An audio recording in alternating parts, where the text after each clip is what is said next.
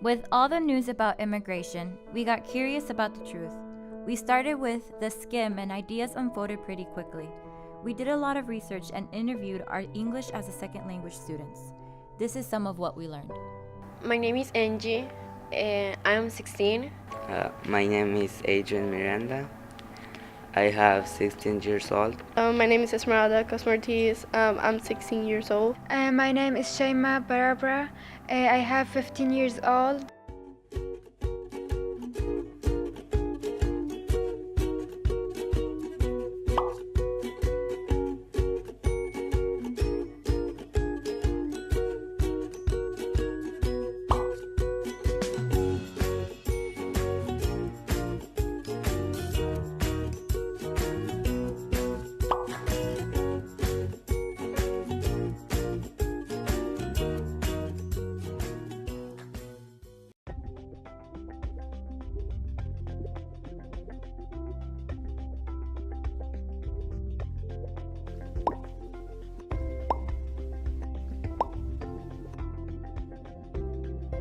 My concern when I living in US under President Trump is almond problem and policy. I distrust that he has put forward new tax rules and his paperwork to sponsor families to the US is very harsh and money for immigration has increased dramatically. President Trump is afraid of terrorism and wants to ban immigration. He thinks all immigrants are bad. I think these rules are racist. I know that not all immigrants are bad. Most bring many benefits to the country.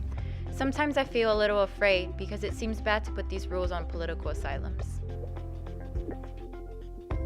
I'm afraid that the president thinks all immigrants are bad criminals and drug dealers. President Trump is separating children from their parents. I only know that he wants to deport a lot of immigrant people, and I don't think that's right because he's not only gonna mess up the economy of the United States because there's a lot of immigrants in the United States that buy stuff, that works, and that's gonna affect the economy.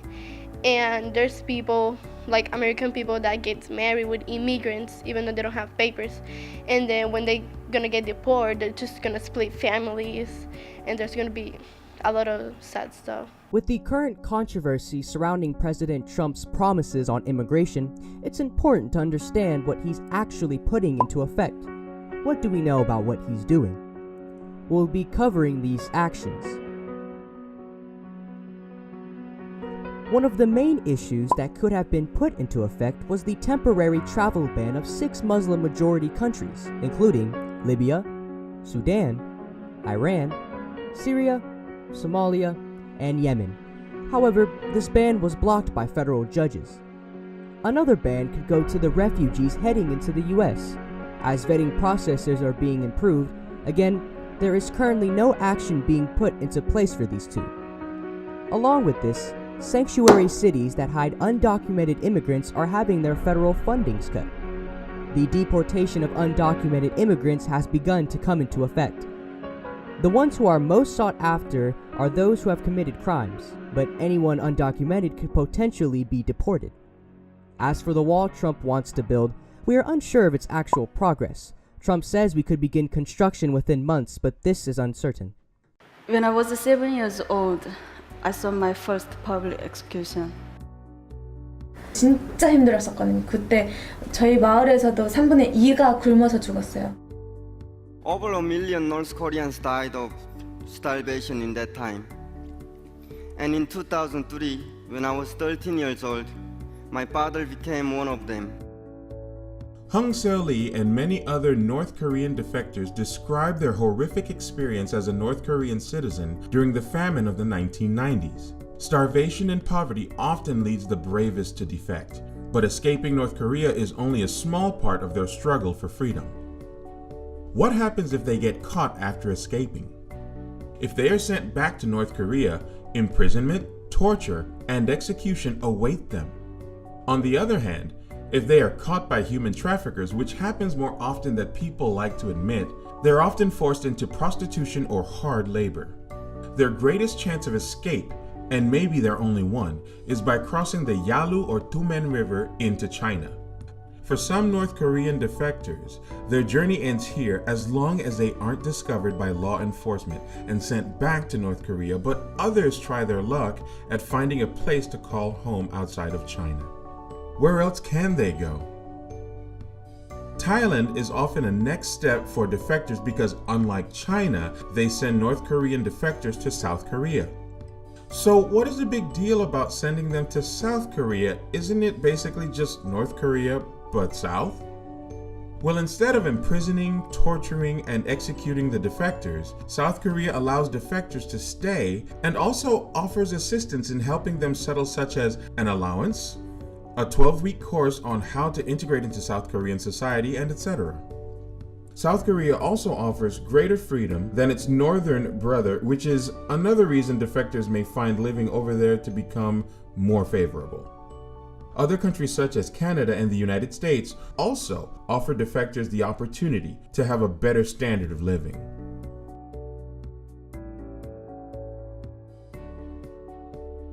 I moved to America in June of 2015. I left San Marcos, Guatemala at 16 years old with my sister and a niece. There were 50 people and 5 pickup trucks. We meet more people to make 250 in total. We went in buses through Mexico for 15 days. Sometimes we walk and had to change buses or ride in trucks. For a while, we went to Reynosa.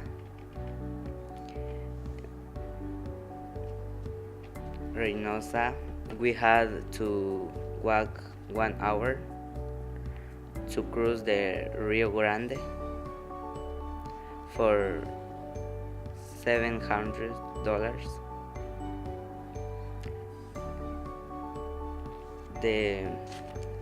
The price of the cost of my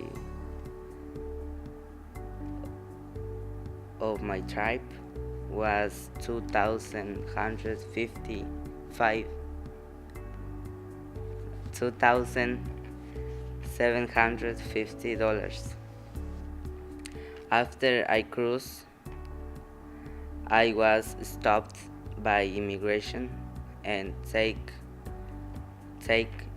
to a home for teens alone called Southwest Key in San Antonio.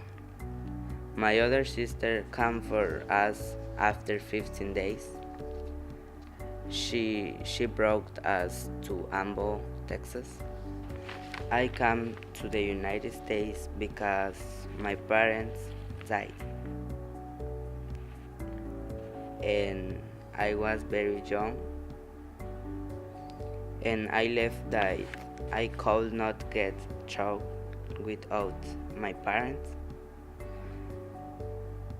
They always helped me, and they fought for me to continue studying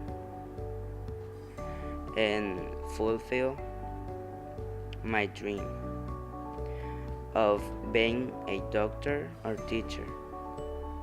But unfortunately, they died, and I stayed alone with my sister.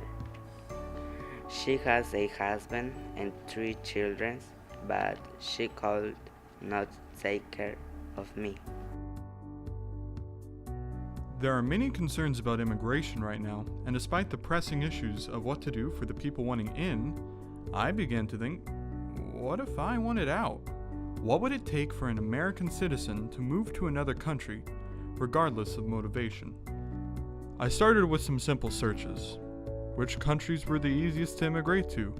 What made a person more likely to gain permission for residency? Firstly, English-speaking countries are rather high on the list. Canada, Australia, and New Zealand all were on the list for extremely high-rated countries for American immigration.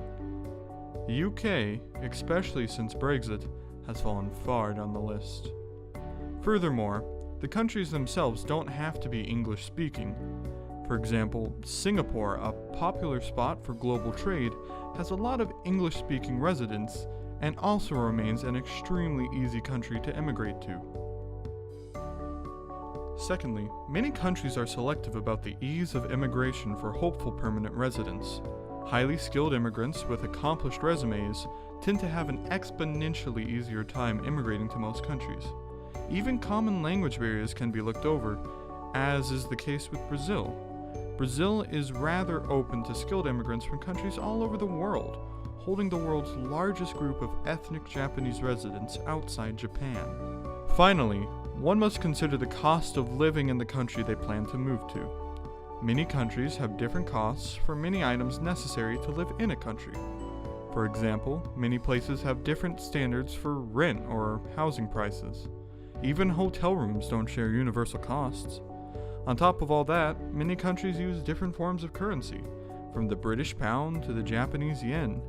Attempt to convert your paper money from US dollars to the standard currency of wherever you plan to move to.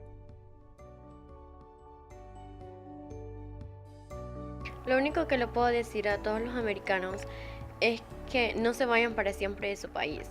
Pueden ir a otros lugares a pasear, a conocer. One thing I would muchos say lugares is to más, not porque leave hay forever. creo que There's hay many muchos beautiful lugares places to hermosos travel like como America, but don't forget where you pero came nunca from, olviden because de dónde America vinieron. is your home. I'm here because my half family is here, and I'm first time I'm coming here to visit. But like I like live here because like it's very easy like in my life there Palestine because my country like it's very hard reason and like for a girl, and here like they have equality for like a boy and girl. So like here I see I have like my freedom. Like here I can study here like very well. Like my grade here is very high because in my country I don't like my school. I don't like everything there. So when I came here, I like everything here. So that why I'm coming here and I wanna like live here. Now like it's very open mind, and like I can talk what I want. Like if like they open like something to talk, like I can, if I have like idea I can talk what I want. Like there, if like I have some idea or something, like we scary about like if we want to talk about like my idea, like we scary about it. Like no, you're young, you can talking about it. So that why. So like here I can talk anything if I want it. So here I'm like I very like this thing, you know. Becoming a US citizen is done either by birth or through a 10-step process called naturalization. Are you a foreigner who wants to become a US citizen? Have no fear, the steps are here. Step 1. Meet one of 3 different requirements. 1. Be at least 18 years old and have lived in the US or a US territory for 5 years, or just 3 years if married to a current US citizen. Or 2. Serve in the US Armed Forces for a year or more without a dishonorable discharge. Or 3. Perform active duty US military service during any major wartime like the Persian Gulf or on or after September the 11th, 2001. If at least one of the requirements is met, congratulations, you are eligible for US citizenship. All you've got to do now are steps 2 through 10, which include lots of paperwork including Form N-400, payment of fees currently set at $725, completion of a background check, attendance at a biometrics appointment for fingerprinting, completion of an interview, submission of passport-style photos, having a good moral character, passing an English test and civics test. This process can last 6 months to as long as 15 years, depending on documents, career history, and behavior problems. If the application is granted, then you can enter the system and wait. The final step in becoming a US citizen is to take the oath of allegiance to the United States at a special ceremony. Congratulations, you've become a US citizen.